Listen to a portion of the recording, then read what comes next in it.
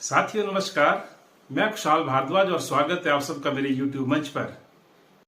आज बात करेंगे कंगना रनावत की, क्योंकि उन्होंने आज तलवार लहराई है स्टेज पर। लेकिन इससे पहले कि इस मुद्दे पर विस्तार से बात करें, आप सबसे अनुरोध है कि अभी तक भी अगर आपने मेरे चैनल को सब्सक्राइब नहीं किया तो आप जल्दी से इसे सब्सक्राइब कर लें, क्योंकि इससे होगा ये कि आप आने वाले दिनों में जो भी वीडियो आएगा उसको सबसे पहले देख पाएंगे और आसानी से देख पाएंगे। आपको मुश्किल नहीं होगी, इसलिए आपको जो है वीडियो आसानी से मिल जाएगा। तो जल्दी से आप जो इस चैनल को सब्सक्राइब कर लें। धन्यवाद। आज हिमाचल प्रदेश के मंडी लोकसभा क्षेत्र के जोगिंदरनगर विधानसभा क्षेत्र में भाजपा के उम्मीदवार कंगना रनौत तलवार लहरा के चली गई हैं। सवाल ये उठता है कि आज तलवार लहराने की जरूरत क्यों पड़ी। साथियों, आज पूरा दिन हम तो मंडी में थे और मंडी में हमारी भी एक बैठक थी इस बात को लेकर के जो पिछले 10 सालों का कुशासन इस देश के अंदर चल रहा है, जो हिमाचल प्रदेश के साथ मोदी सरकार ने अन्याय किया, आपदा के दौरान कोई सहायता हिमाचल प्रदेश की नहीं की, उसको लेकर के हमारा मंथन चल रहा था। और हमारा मंथन इस बात को भी लेकर के चल रहा था कि इस देश के लोकतंत्र को बचाने के लिए, इस देश के संविधान को बचाने के लिए, इस देश में रोजगार खत्म करने वाली जो सरकार है, इस देश के अंदर महंगाई बढ़ाने वाली जो सरकार है और जो आकंठ भ्रष्टाचार में डूबी हुई सरकार है, उसको हराने के लिए आज हमने योजना बनाई है।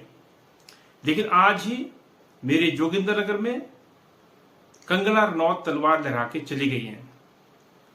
सवाल ये उठता है कि किस बात के लिए आए थे, और यह भी सवाल उठता है कि अभी चुनाव को तो लगभग 1.5 महीने का समय है, लेकिन करोड़ों रुपया भी से फूंका जा रहा है प्रदेश भर में और खास करके मंडी लोकसभा क्षेत्र में।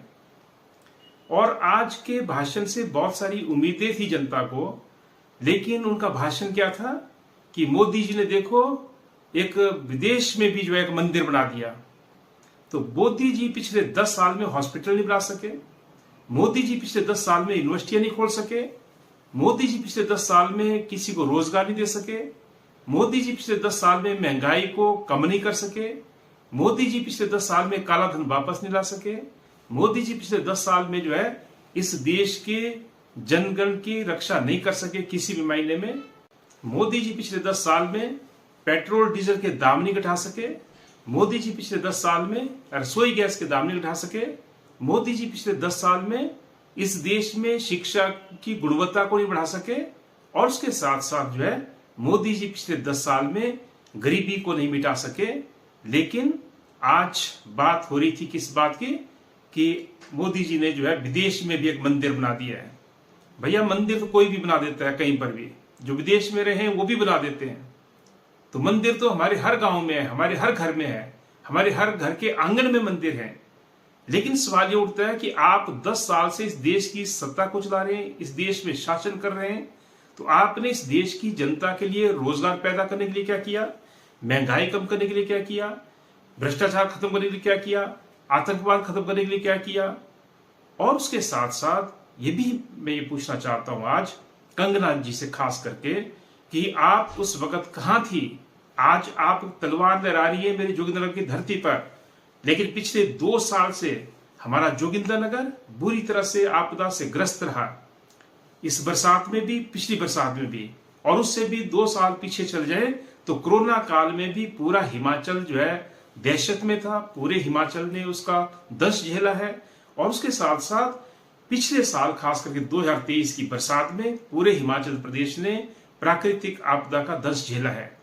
मेरा सवाल यह है कि हमारी जो लोकसभा की प्रत्याशी हैं, जिनको भारतीय जनता पार्टी ने उतारा है आज दंगल में, उनसे यह सवाल है कि आप उस वक्त कहां थी जब हिमाचल प्रदेश त्राही त्राही कर रहा था।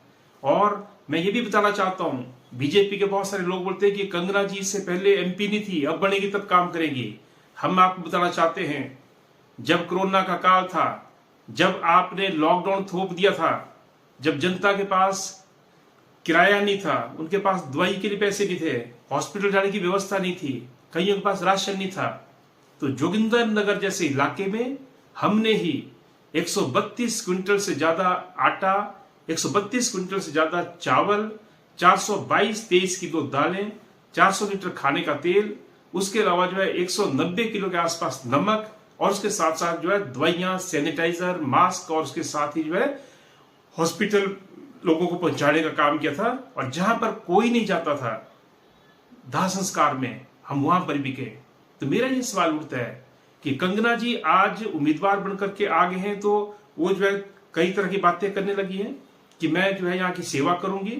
लेकिन मैं ये कहना चाहता हूं, कोरोना काल में, ये मैं अपनी बात नहीं कर रहा हूं, हिंदुस्तान के बहुत सारे जो नायक और नायिका हैं जो फिल्मों में काम करते हैं, उन्होंने सबने प्रवासियों की मदद की, अपने अपने राज्यों में मदद की, और करोड़ों रुपए के रूप में मदद की, और लोगों को खाना पहुंचाने का काम, दवाइयों का काम वो भी किया बहुत सारे सेलिब्रिटीज ने। लेकिन हमारी कंगना रनावत को एक पैसे की मदद अगर कहीं पर की हो, तो तब तो आज बोले कि हम जो है राजनीति में आई और हम आगे सेवा करेंगी। तो जब मेरा हिमाचल प्रदेश भी, मेरा मंडी जिला भी उस लॉकडाउन की चपेट में बुरी तरह से त्रस्त था, और मेरे मंडी जिला के हजारों हजार नौजवान देश के कोने कोने में, कोई गोवा में काम करते हैं, कोई कहीं और काम करते हैं, कोई गाजियाबाद में, कोई साहिबाबाद में, कोई कहीं फैक्ट्रियों में काम करते हैं, कोई कहीं नौकरी पेशा करते हैं, वो घर आना चाहते थे, तब तो आपने मदद नहीं की।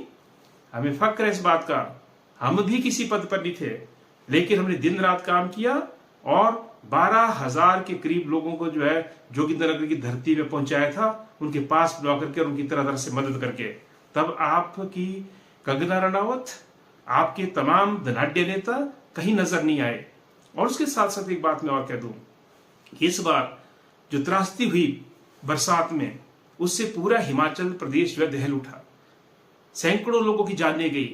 पूरा मंडी लोकसभा क्षेत्र, जिसमें मंडी जिला भी आता है, जिसमें आपका कुल्लू जिला भी आता है, किन्नौर भी आता है, बहुत भयंकर त्रासदी हुई है। और आपका सरका घाट, जहां का घर है कंगना जी, बहुत त्रासदी हुई, अभी भी लोग उधर झेल रहे हैं। लेकिन आपने कहीं पर भी कोई मदद लोगों की नहीं की है। और जनता को मालूम है, हम लोग भी किसी पद में नहीं, लेकिन हम लगातार 2 बरसातों में हर घर तक पहुंचने का काम किया, उनकी सहायता का काम किया। तो अगर आप राजनीति में आए हैं, आपका स्वागत है, लेकिन आप मुद्दों की बात करो। आप ये मत बोलो कि हमने जो है विदेश में फलानी जगह मंदिर ना दिया है। आप ये बोलो रोजगार कितना दिया, आप ये बोलो कितने हॉस्पिटल खोले गए आपकी सरकार के द्वारा, आपकी सरकार ने कितनी यूनिवर्सिटीज खोली, आपकी सरकार ने जो है क्या काम किए डेवलपमेंट के। ये सारी बातें आज जनता के सामने रखो और आगे का क्या विजन है, लेकिन उसकी बात नहीं करेंगे। जोगिंद्रनगर में स्वागत हुआ, आप सबको मालूम है कि करोड़ों करोड़ रुपया खाया गया है इलेक्ट्रल बॉन्ड के माध्यम से। वो पैसा है जो आज बोल रहे हैं, और इसलिए बहुत सारे लोग भूल जाते हैं बहुत जल्दी कि यही भाजपा है जिसने पिछले 10 सालों में एक रोजगार पैदा नहीं किया इस देश के अंदर, बल्कि करोड़ों लोगों को बेरोजगार कर दिया। और आज शायद कुछ लोग ऐसे भी पहुंचे होंगे किसी परिवार से, जिनके परिजन जो है इस भाजपा सरकार की नीतियों के कारण, मोदी सरकार की नीतियों के कारण जो आज घर में बैठे हैं, बेरोजगार बैठे हैं, क्योंकि उनको जो है नौकरियां छोड़ना पड़ी और नौकरी से निकाल दिया गया है। तो यहां पर आकर के बहुत सारे लोग लाइव हो जाते हैं किस बात के लिए, भाई क्या किया ऐसा इन्होंने। इसलिए मेरा ये कहना है कि जब भी कोई चुनाव होता है, ये मौका हमारे पास 5 साल में एक बार आता है। हम हर किसी को वोट दे देंगे, हम हर किसी को जो है इस आधार पर वोट दे देंगे कि वो सेलिब्रिटी है, लेकिन उसके बाद कोई हमारे लिए काम नहीं करेगा, उससे पहले उन्होंने हमारे लिए कोई काम नहीं किया है। तो किस आधार पर हम वोट दे रहे हैं। और इसलिए हालांकि आज की रैली टाइम फिक्स हुई है जोगिंद्रनगर की, लोगों ने ज्यादा जो है तरजीह नहीं दिया, लेकिन कुछ लोगों को शौक होता है कि चलो जाकर के सेल्फी खिंचवा लें, चलो जाकर के जो है कुछ बड़बड़ाएं, वहां पे बोल दें कुछ। लेकिन आज जोगिंद्रनगर का मेला ग्राउंड खाली था, टाइम फिक्स हुई है भाजपा की रैली। और इसके पीछे कारण ये भी है कि भाजपा ने सैनिकों का भी अपमान किया है। आप याद कीजिए, 2 साल पहले जब मंडी लोकसभा का उपचुनाव हो रहा था, तो तब जो है महंगाई चरम पर थी, बीजेपी के खिलाफ जबरदस्त आक्रोश था और लोग भाजपा को हराना चाहते थे। तब भाजपा जो है एक कारगिल हीरो को जो है हमारे सामने ले आई और ये कहा कि देखो ये कारगिल हीरो है, कारगिल हीरो को वोट दो। तो मेरा सवाल ये है कि आज उन कारगिल हीरो का क्यों टिकट काट दिया। तो भाजपा जो है कब किसको इस्तेमाल करे कुछ कहा नहीं जा सकता।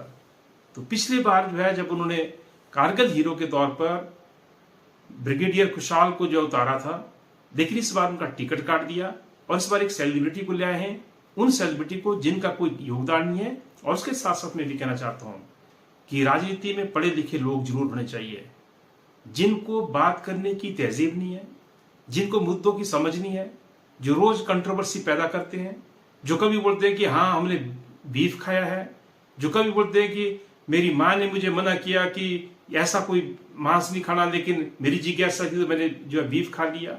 अगर कोई ऐसा बोलते हैं, मुझे नहीं पता कि बोला कि नहीं बोला, पर इस तरीके की चर्चा है और उनके ट्वीट्स भी इस तरीके के हैं, तो तब जो है हमारे को सोचना चाहिए कि क्या पढ़े लिखे लोगों को जिताना है या ऐसे लोगों को जिताना है जिनको जो है ना तो राजनीति की समझ है, ना जनता के मुद्दों की समझ है, ना उनको जो है जनता से कोई सरोकार है, ना वो कभी मुसीबत में जनता के साथ खड़े होते हैं। अगर ऐसे लोगों को हम जिताएंगे तो हमारा देश और गर्त में जाएगा।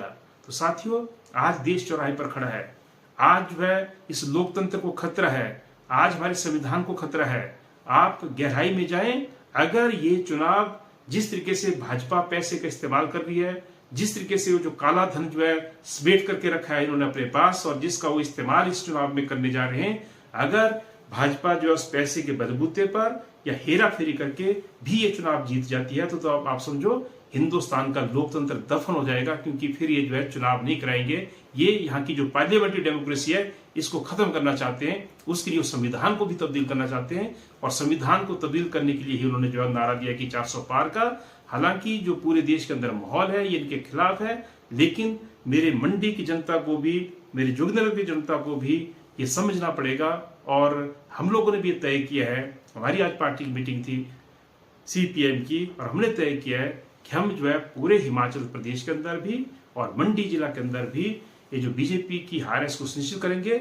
और जो लोग आपदा के दौरान हमारे प्रदेश के साथ खड़े नहीं हुए, जो उम्मीदवार अपनी जनता के साथ खड़े नहीं हुए आपदा के दौरान, चाहे वो कोरोना काल हो, चाहे वो बाढ़ या ये जो भूस्खलन का जो पीरियड हो बरसात में, उसमें जिन्होंने कोई मदद जो है जनता की नहीं की है, उनको वोट देने का मतलब है कि हम अपने पैरों पर कुल्हाड़ी मारेंगे। इसलिए ये चुनाव सोच समझ का चुनाव होना चाहिए, इस चुनाव में दिमाग का इस्तेमाल होना चाहिए, इस चुनाव में जो है भेड़ चाल न चलते हुए, इस चुनाव में जो है दिमाग के दरवाजे बंद न करते हुए आप वोट ना डालें, बल्कि आप सोचें कि आपके देश के लिए क्या बेहतर है। आपके देश के लिए रोजगार चाहिए, आपके बच्चों के लिए रोजगार चाहिए, आपके बच्चों के लिए अच्छी और गुणवत्ता वाली और सस्ती शिक्षा चाहिए, आपके लिए जो है बेहतर सड़कें चाहिए, आपके लिए जो है यूनिवर्सिटीज खुलनी चाहिए, ज्यादा से ज्यादा हॉस्पिटल खुलने चाहिए।